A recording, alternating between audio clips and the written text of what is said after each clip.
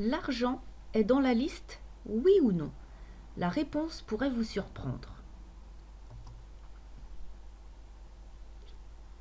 L'expression la plus célèbre en marketing est bien évidemment l'argent est dans la liste. Cependant, pour répondre à ma question, je vais à travers cette vidéo vous éclairer pour que vous puissiez m'apporter le bon élément de réponse qui n'est pas si évident que ça. La toute première chose sur laquelle vous devez porter toute votre attention, c'est la capture d'email, qui est, je vous le rappelle, la seule et unique fonction de votre blog, même si cela peut vous paraître une approche différente de ce que vous avez pu lire et entendre jusque maintenant. Par contre, les idées se rejoignent sur le fait que dès qu'on a des emails, on va devoir communiquer avec nos prospects. Oui, l'argent est dans la liste. Gagner. L'argent est effectivement dans la liste, puisqu'une fois que vous serez en possession des mails de vos prospects, vous pourrez communiquer avec eux comme bon vous semble et leur envoyer des offres concernant vos produits et ou vos services. D'ailleurs, si on va plus loin, dès lors que vous construisez une liste d'abonnés, je ne peux que vous recommander de créer des séquences d'emails qui pourront rediriger vers un produit ou un service. Ce qui signifie que chaque fois qu'une personne va s'inscrire sur votre liste, la séquence se déclenchera automatiquement. Il y a ici un intérêt qui est double. Votre business est en pilote automatique et vous pourrez réaliser des ventes tout au long de l'année, même si votre liste date de la préhistoire. Alors voyons maintenant pourquoi l'argent pourrait ne pas être dans la liste. Tout simplement, dans le cas où la gestion de votre liste ne serait pas tip-top d'un point de vue relationnel. Je vais partir donc de mon expérience pour vous expliquer ça. Lorsque j'ai démarré en marketing internet, la première action que j'ai faite avait été de m'inscrire sur tout un tas de blogs traitant de cette thématique. Certes, je ne vous dis pas le nombre d'emails qui m'attendaient chaque matin, ce qui me donnait en règle générale plus envie de refermer mon PC plutôt qu'autre chose. J'ai commencé à scruter un petit peu ce phénomène de plus près, car recevoir des emails, ok, mais si ce sont des emails envoyés pour ne rien dire, alors je n'en voyais pas l'intérêt.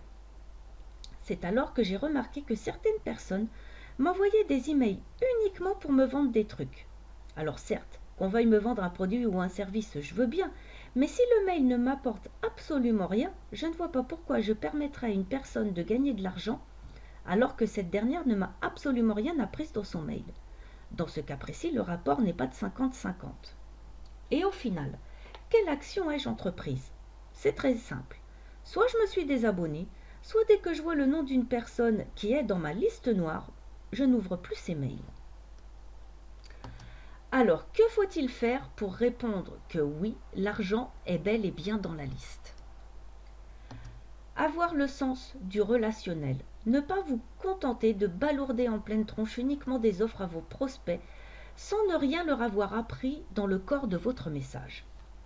Quand une personne vous a laissé son adresse mail, c'est qu'elle vous accorde déjà un petit peu de sa confiance. Alors si vous ne continuez pas dans ce sens-là, elle finira tout bonnement par vous mettre sur sa liste noire. Là encore, laissez-moi vous parler de mon expérience. Je suis inscrite sur le blog Web Marketing Junkie de Jean Rivière.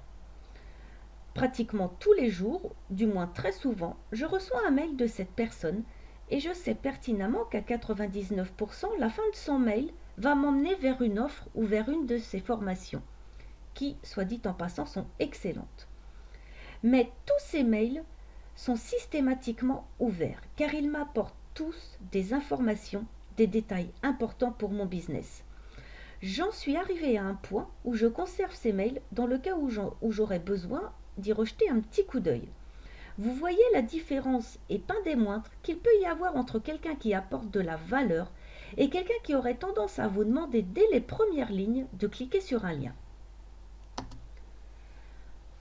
Pour résumer, il est capital que si vous souhaitez faire partie de ceux qui sont d'accord pour dire que l'argent est dans la liste, vous devez communiquer, vous devez commencer par apporter de la valeur à vos emails. Ce n'est pas quelque chose qui est à faire uniquement une fois de temps en temps, mais systématiquement, quand vous pensez au mailing, les mots suivants doivent immédiatement vous apparaître. Expertise, preuve sociale, valeur et confiance. Voilà, c'est tout pour aujourd'hui. Mais n'oubliez pas que je vous attends aussi sur mon blog, le meilleur du marketing francophone.fr.